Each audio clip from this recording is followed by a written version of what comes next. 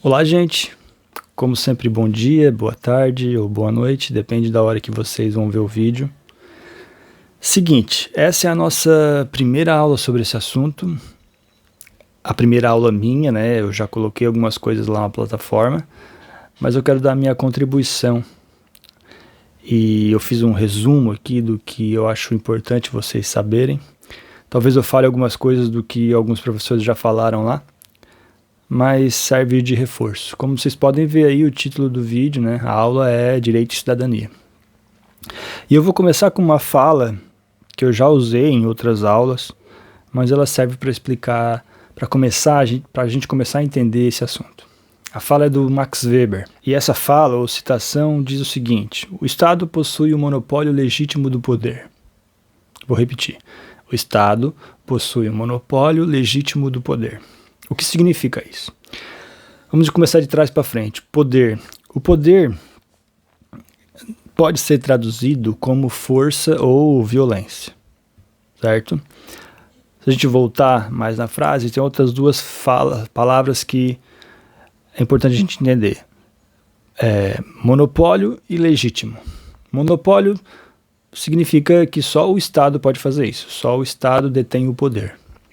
E legítimo é no sentido de que a gente, né, a sociedade, né, os indivíduos, legitimam o Estado e só o Estado, ou seja, só o Estado que pode usar da força ou da violência para manter a ordem, certo? Essa vai ser a justificativa. Para que servem os direitos, então? O que são os direitos? Os direitos aqui, resumidamente, servem para limitar o poder opressor do Estado, certo? Então, assim, os direitos meio que garantem uma certa dignidade para o indivíduo. O Estado tem essa força, né, de poder usar da violência, né, mas calma lá que não pode fazer tudo o que quiser, né? Os direitos servem para frear um pouco esse poder do Estado. E a gente vai começar a pensar os direitos a partir do século XVIII, mais especificamente com a Revolução Francesa. Foi ali que a gente começou a moldar a nossa sociedade, a república, a democracia, e então a gente vai começar partindo daí. Resumidamente, a Revolução Francesa foi um levante, né, da burguesia contra a monarquia que estabelecia o poder nessa época. Então, obviamente que não foi do dia para a noite, né?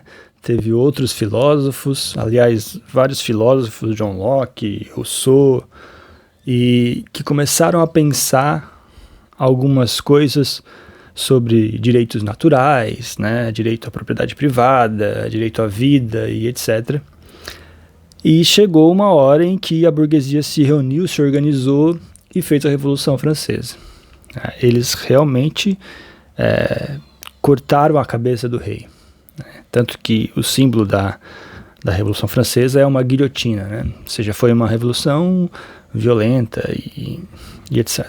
Então foi a partir daí que a gente começa a pensar a questão dos direitos civis, políticos e sociais, que a gente vai começar a falar daqui a pouquinho.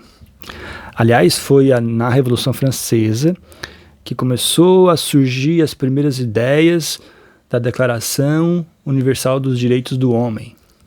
E só mais tarde, em 1948, já no século XX, com a criação da ONU, que a gente proclama a Declaração Universal dos Direitos Humanos.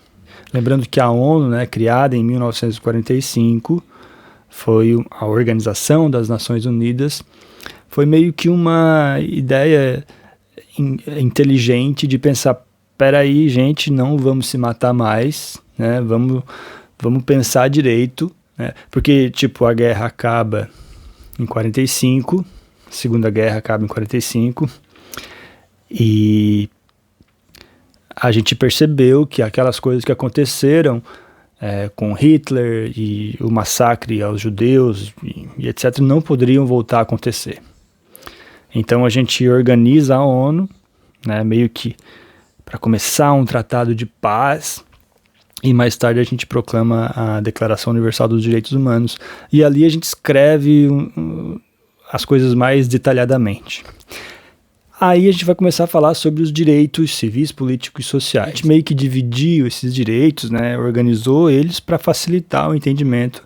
E ele né, a Declaração Universal dos Direitos Humanos é usada praticamente em todo o mundo. Então, quais são os direitos, o que são os direitos civis, políticos e sociais? Eu anotei algumas coisas aqui para eu não sair muito fora do foco. Bom, o que são os direitos civis? Os direitos civis são o que a gente chama de direitos de primeira geração, certo? São as garantias individuais de cada um. E o exemplo disso, né, o direito fundamental é o direito à vida. Esse é um direito civil. Direito à vida, direito à liberdade, direito à propriedade privada, direito ao habeas corpus, no caso, né, o corpo livre, e liberdade de imprensa e etc. Esses são os direitos civis, resumidamente. O outro direito importante são os direitos políticos, que nada mais é o direito de você poder participar das decisões políticas da sua cidade, do seu país, né? Que é o direito de você poder votar.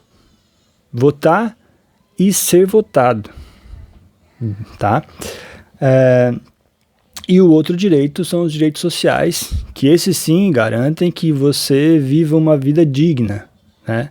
Que nada mais do que quando a população se levanta e reivindica por melhores condições de bem-estar social.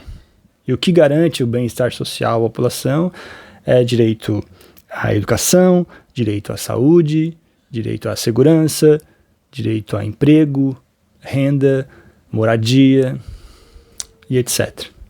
Então, esses são os direitos civis, políticos e sociais. E por último, mas não menos importante, até um direito que é pouco falado, é o direito de quarta geração, que a gente chama, ou os direitos que a gente chama também de direitos difusos e coletivos, que é um direito importantíssimo, né?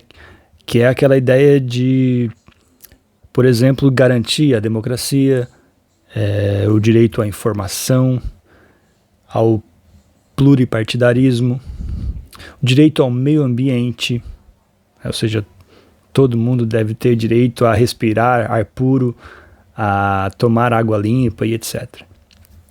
Bom, gente, essa foi uma aula bem curtinha. A ideia era essa, fazer um resumo sobre o que são os direitos.